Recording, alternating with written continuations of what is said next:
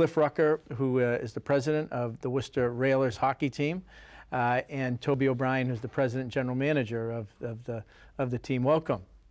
Thank you. Thanks for having us. And in addition to your new ownership of a pro hockey team, which I think people in the region are very excited about bringing pro hockey back to Worcester, Cliff is also the president of NFS Leasing, a national equipment leasing company.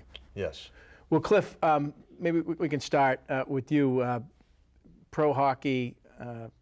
How did you get interested? What prompted you to pursue bringing professional hockey back to Worcester? Sure. So hockey is really a piece of it, Tim.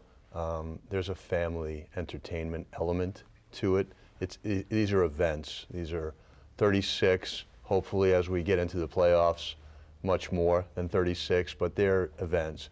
And so I used to come with my family. I have 5 kids, and we would come to Worcester Sharks games. And we had a great evening, and you juxtapose that to a Bruins game, and we love the Bruins, but it was between parking and food and seating. If we wanted good seats, there were 7 of us. It was we were looking for a third mortgage on the house. Right. And so we came here, and we had a great time, and it was affordable, and so we just loved it. And when we found out that the Sharks were leaving, and we saw that it was going to leave a real void. A lot of times you read about something or hear about something and you think you'd like to do something, you'd like to get involved, but life sort of gets in the way. But this time I took a little bit of a stand, and I said I was going to do it, and I got my wife's permission to do it, and we did it. And Cliff, a Massachusetts resident, your business is based in Massachusetts, so you familiarity with what's going on in the state. You've spent a lot of time in Worcester over the last year. Yes, and the recognizing this void and wanting to fill it aside, fundamentally, Tim, it is a business. If it's not sustainable, it won't last. And you see that in minor league sports. You see a lot of transiency. You see teams folding. So I had to believe, emotion aside, that there was a fundamental business opportunity, that Worcester was the right place. And so I did my homework, as you know, and you and I together did a lot of research. And there's a tremendous amount of activity downtown, and I think this will be an integral part of what's really, quite honestly, started probably for the last 10 years. Right, real momentum in the area, and this certainly can be a big conduit and facilitator of that. But one of the first decisions you had to make after receiving the vote from the league to grant you an expansion team. So the ECHL, 28 teams. We're the 29th. 29th. First person you hired is Toby O'Brien, President General Manager. Toby, welcome. Yeah, thanks again. Thanks for having us, Tim. So it's been pretty quick effort in terms of getting up to speed and launching everything. Yeah, it kind of came out of nowhere, and the ball's been going downhill fast and picking up momentum. So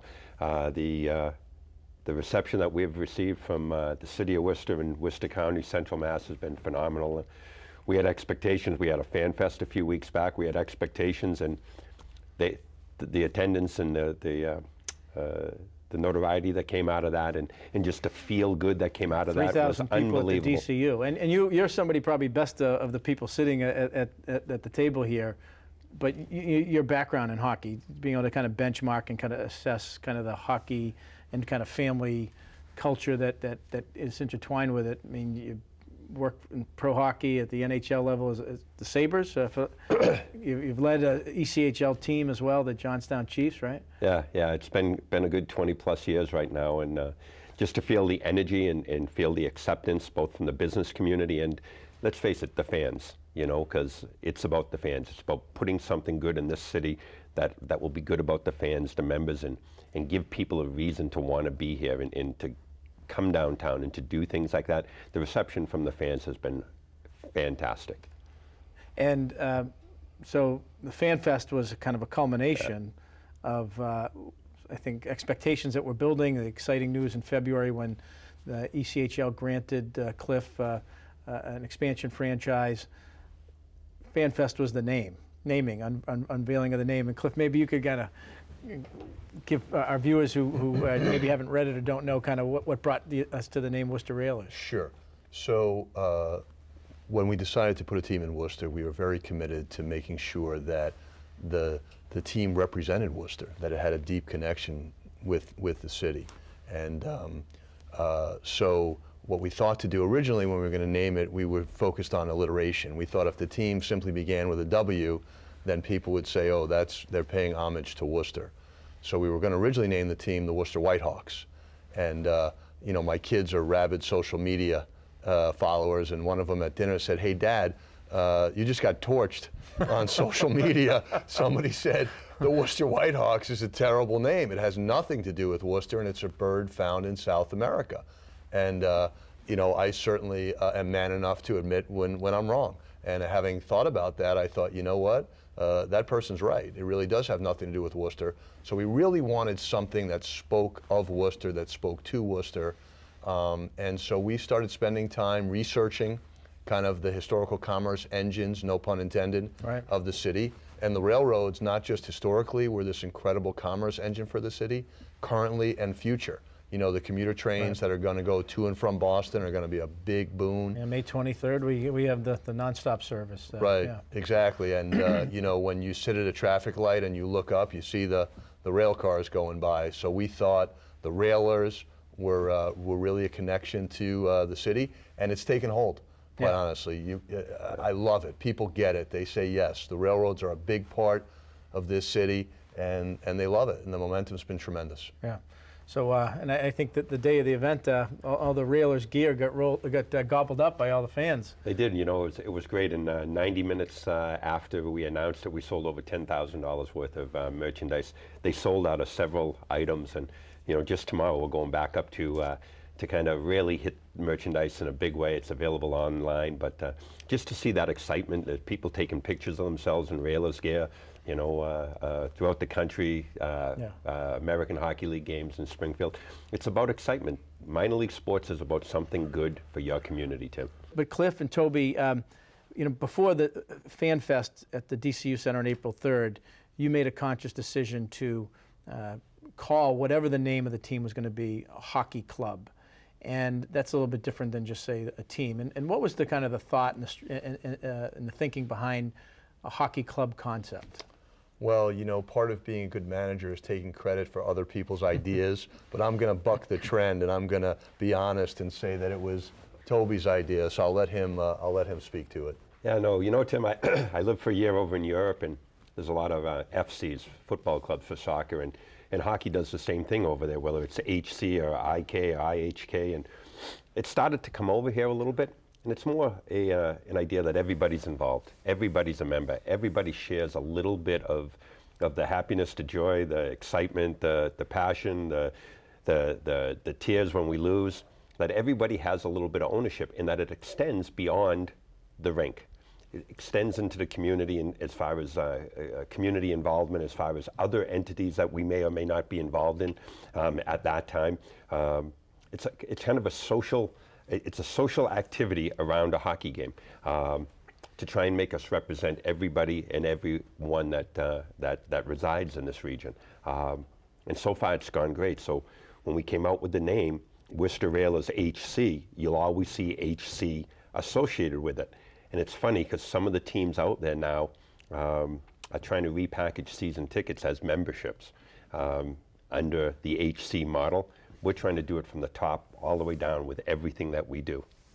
And the idea, you know, when you explained it to me when you first rolled it out, but the idea is to build a year-round community. So if someone becomes a season ticket holder or a hockey club member, not only do they have access to seats to the game, but also events around the hockey family community, the hockey club community year-round. Yeah, you know, you see the Bravehearts, you know, as a sponsor of your show here. You know, we're doing an HC night at the Bravehearts. We're going to go up and do one at the Dirt Dogs up at Wachusett also. But we're going to roll out our mascot July 30th. Wachusett is playing Worcester, and all our fans are going to be invited for free. It's a continuing to build community. Is basically, you know, what the whole idea behind that is, Tim. But to be a part of that hockey club community, it also goes to what Cliff was talking about earlier about, you know, Worcester's been very lucky and pro hockey's been a major draw, you know, and it's a feather in any community's cap to have a professional team. but it's about, that finding that support. It's Totally. people stepping up and supporting and buying season tickets and a hockey club membership. It's about the business community stepping up and sponsoring as a way to support their employees or market or brand their company. It's important that people step up and do that, and there are ways that companies have to date and others that you look to continue to talk to, and people you need to sign up. At the end of the day, we have to sell sponsorships and advertising.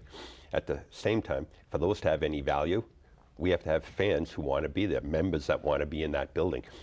If it's the place to be, there's value to everything that we do. There's value to the city, there's value to the quality of life, there's value to the corporate sponsors and supporters, because that's where the people are.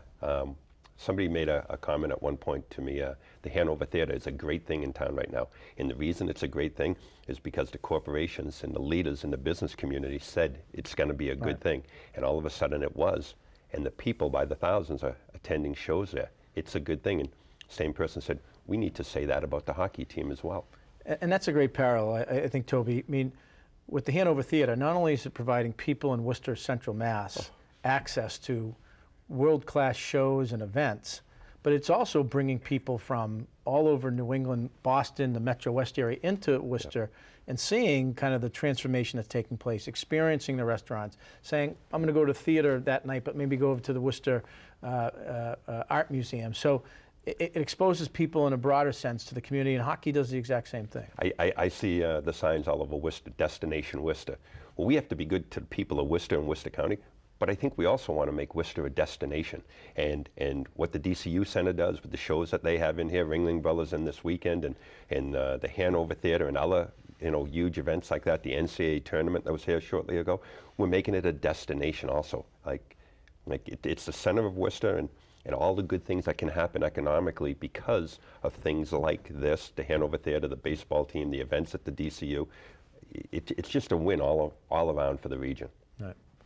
One of the things, Cliff, you've spent a lot of time and I think made a decision, hockey, the puck will drop in 2017, and you run a national company based in Massachusetts, but you spent a lot of time here locally getting to know leaders of organizations and business and neighborhood leaders, and your experience to date, and why is that important? Well, Tim, when you and I first met, you said something to me that a number of people had said to me, which is, they said, Worcester is a big, small city. And I don't think I really had an appreciation for that until I spent time here. But there is tremendous passion and pride in the business community and in the general public about Worcester. And if you're not spending time here, and if you can't feel that, and if you can't tap into that sort of palpable energy and pride, you're not going to be successful. And the cool thing about a sports team, a Worcester-centric sports team, is it gives you a vehicle to project that pride and that passion, and that was the idea of the club. This is our team, it's our club, and when we go out to play Alaska, or we go out to play Utah, or we go up to play Manchester, it's a really cool thing to be able to follow the team. But it has to be sustainable. I mean, you see it. It has to be sustainable, and so you have to make investments to do that. And partners in this from the outset, certainly business community and people try to step up, and hopefully and they'll continue to do that. But out of the gate, working with City Manager Augustus, Mayor Petty, Sandy Dunn at the DCU Center, how do we fully leverage that investment and make it work? Well, they've been tremendous. I mean, this clearly, would not have happened without a team of people. Quite honestly, you representing the chamber, we're a big part of that. I mean, part of your mantra is recruit. Yeah, recruit, right? Retain, incubate. So you were a big part of it, Tim. Yeah. In all honesty, I mean, you recruited me. Yeah. Quite honestly, and then, but there's a whole bunch of the devil's in the details. Right. And City Manager Augustus, Mayor Petty, Sandy at SMG, Mike Traynor in the Office of Business Development.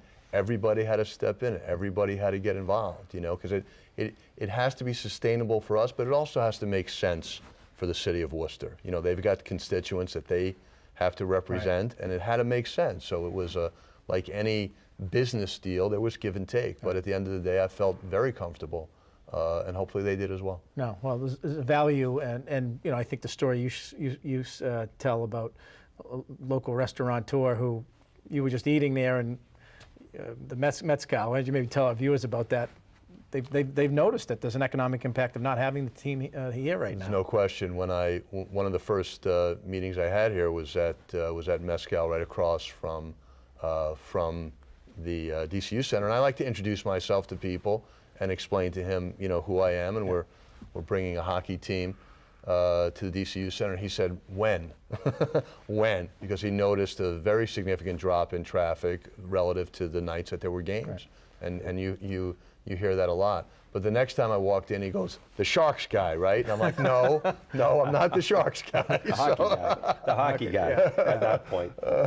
Both that, Tim, and just employment on a nightly basis. When you bring big events to the city, that's great. But when you bring sustainable 40+ nights to the city, you talk about sustainable employment. So I tell everybody, there's nothing bad about this. This is 100% a good thing. Yeah.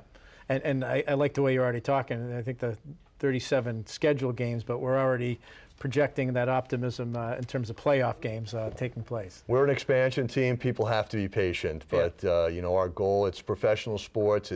You get paid to win, so right. We want to win.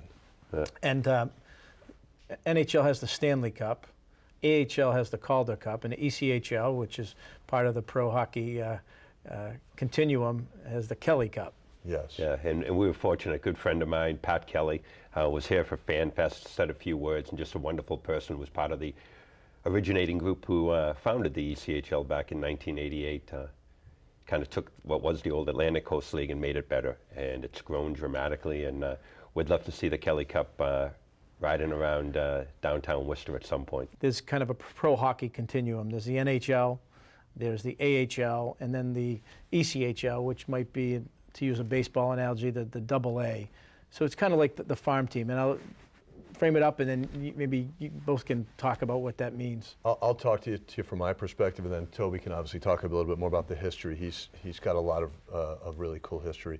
When I first started looking into the prospect of bringing a professional hockey team to Worcester, and I researched the leagues and the model, and I came across the AHL, which the Sharks were a member of the AHL. I realized that their business model was a little bit different than what I was looking for. They're primarily a development league. So about half of the teams in the AHL are owned by the NHL franchises, and the remainder are owned by independent business people. Mm-hmm. But what do they own? They own the business.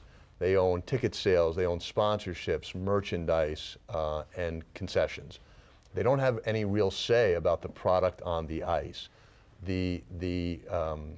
That's really driven by the NHL club because it's a development league, and winning is a byproduct, attendance is a byproduct, but the primary driver is development of players. So if you're a hockey fan, that's pretty cool, right? Because you might get to see the immediacy of that person going up to the NHL. Right.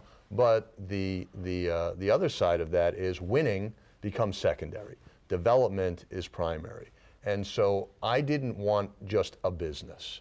I wanted something that I had some say in, particularly as it related to the product on the ice. So the ECHL, while it's AA versus AAA, so the players have to make 2 jumps to make it to the NHL, which by the way they do. Over 600 ECHL players have played in the NHL. Right. Opening night this year, there were about, I want to say 60 or 70 guys in the NHL on opening night who had played in the ECHL. So sometimes it's a long journey and sometimes it's a short journey. But fundamentally, the fundamental difference is as an owner of an ECHL team, while some of those players will in fact be under NHL contracts, the majority of them you have the ability to recruit and to make decisions. And if somebody's not producing, you have the ability to make that decision. Right. And that had more of appeal to me than simply the business aspect of it. And here in Massachusetts and New England, a very hockey-rich environment in terms of talent, and you're going to be part of that process of picking and choosing and evaluating, Toby, and right? You know what, that's the fun part, and Cliff kind of hit everything on a nutshell there. Not much more to explain there. That analogy is perfect, and that's why I wanted to be involved. That's why I thought it could work here in Worcester. People can relate to it, people can connect to it, and the big thing is, as you just said, Tim, we're in the middle of college hockey country, you know. Our recruiting advantages will be great. You know, you talked about the old Rolodex. You know, I have a 20-year Rolodex now. Nobody uses those anymore, so I can't lose my telephone, but we'll recruit everywhere. We'll recruit Canada, we'll recruit Western US, we'll recruit Europe. But we can make our living right here in New England. There can be a lot of connection with the players and things like that. We'll have a huge advantage that way. And at the end of the day, I want to win. He's saying we're an expansion team, give us a little bit. I want to win out of the gate, and I think we can. And that's the big thing that we have control over. We have the ability to do our best each year to win and bring a championship back here to Worcester. Well, that would be great. Between the Bravehearts, 2 years in existence, they've won the championship twice, and with the Railers, we'll have a competing championship, parades and events. I'm on board. I'm on board. I'd rather undercommit and over-deliver. So I want to stress that we're an expansion team, that it's going to take some time. Right. That's what I want to say. And generally, people have been patient. I think between the Sharks and the Ice Cats, there was maybe 2 or 3 occasions they did the Calder Cup.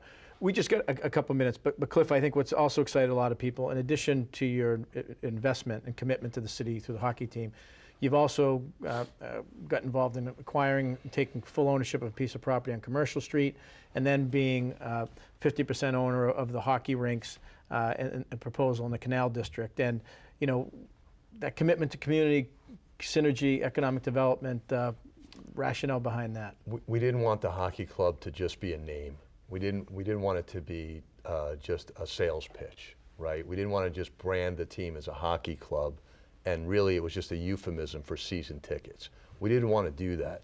So you needed to bring value beyond that. And so it was really important to us to have a social club year-round where people could gather, where they could, be part of the club all year round. So in order to do that, you had to have a physical space. So we bought a building, we're going to convert it to a restaurant. It's going to be called Railers, just like the team. It'll be branded, and it'll be a tavern. It'll be a sports-centric, railroad-centric club.